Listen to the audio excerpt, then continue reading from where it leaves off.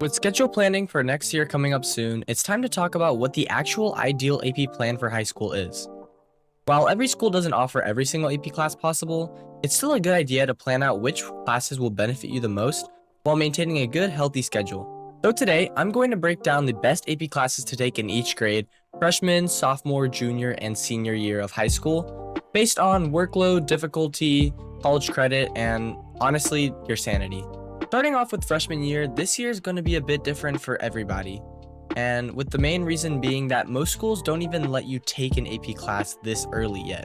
However, if you are one of the lucky ones where you are able to take an AP class early in high school, this is my suggestion. AP Human Geography is the most common AP class that's offered for freshmen in high school, and while it is a pretty good class to get your toes dipped into the AP workload and the AP exam style, it's not necessarily going to get you the best credit possible, so there are some better options. And that better option is AP US Government and Politics. If you are able to take it in freshman year, you will get a pretty big head start in the AP journey, and you'll actually get some good credit that's worth your while. That being said, if you are one of those students that accelerated in your math classes in middle school, you could also look into taking AP Pre-Calc, which is definitely not a terrible option to start off your high school journey with. But the main thing for freshman year is that you want to start off easy. You don't want to jump into those hard lab sciences, and you just want to get into the feel of things. Now, sophomore year is where students will start adding real AP classes and finding out what fields they like the most. Starting off with probably the most commonly taken one in sophomore year is AP World History. This course can take up a lot of your time, but it'll teach you some pretty valuable writing skills that can easily be transferred to other AP classes such as AP US History. The next class might not be for everyone, but it is a very nice GPA boosting class, and that's going to be AP Computer Science Principles.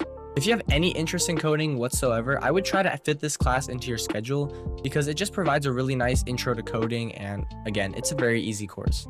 And if you're one of those kids that took Algebra 2 in freshman year, now's the time to jump into Pre-Calc and probably take AP Pre-Calc so that you can get ready for the AP Calculus classes next year. You could also jump into AP English Lang if you are accelerated and ready for that level, but if not, it's fine to take it junior year. And finally, if you're already looking for a challenge and you're not locked to taking something like honors chemistry, you could definitely try to take something like AP Bio or AP Chemistry and get that credit out of the way early.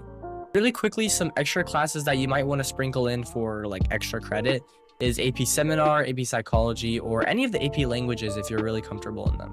Now it's time for arguably the most important time of high school for AP classes, and that's going to be junior year. This is the make or break AP year where colleges will weigh your classes heavily, so make sure you take your core and important classes now. So starting off with the class that I mentioned before, AP English Lang is definitely a good way to get a really good credit for college, and also just building up your writing and reading skills, which is important for everything. Next up is AP US History. This class can provide you a really good and strong college credit, but it does require a lot of reading and writing, so I would really only take it if you are passionate in the histories. But again, it is a nice credit that you will need to get rid of most likely for your college. And now is probably the time where you most likely do want to push yourself to take one of those AP lab sciences, so AP Bio, AP Chemistry, or even AP Physics 1. Make sure to pick the course that best aligns with your future career and that you actually care about. Additionally, it's most likely finally time for you to take an AP Calculus course. But I'm not going to go into the details on whether you should take AP Calc AB or AP Calc BC, as I already made a video covering them and comparing and contrasting them, so make sure to check it out up here.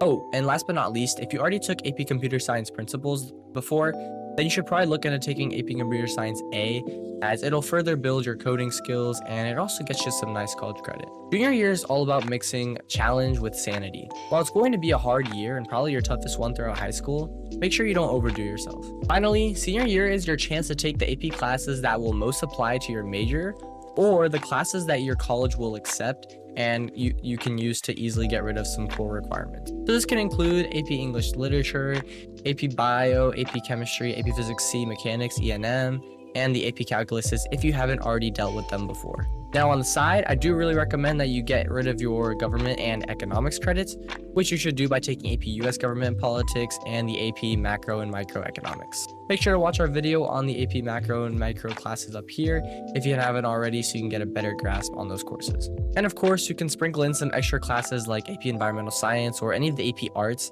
if your college will accept those credits and if you have an interest in them. However, a hidden tip you can consider for your senior year is taking some of the harder AP classes just to boost the rigor.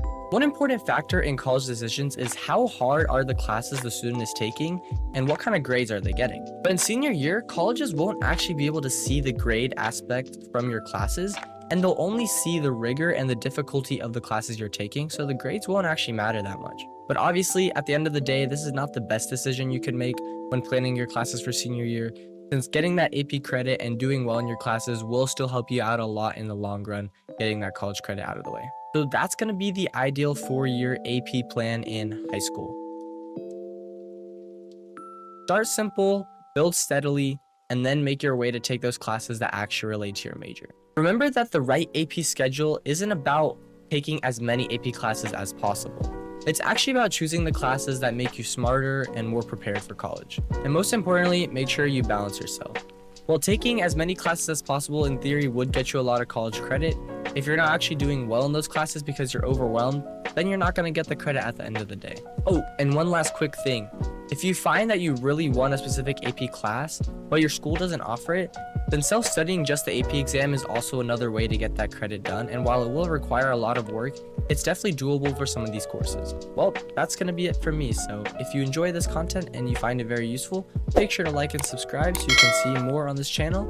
And until next time, peace.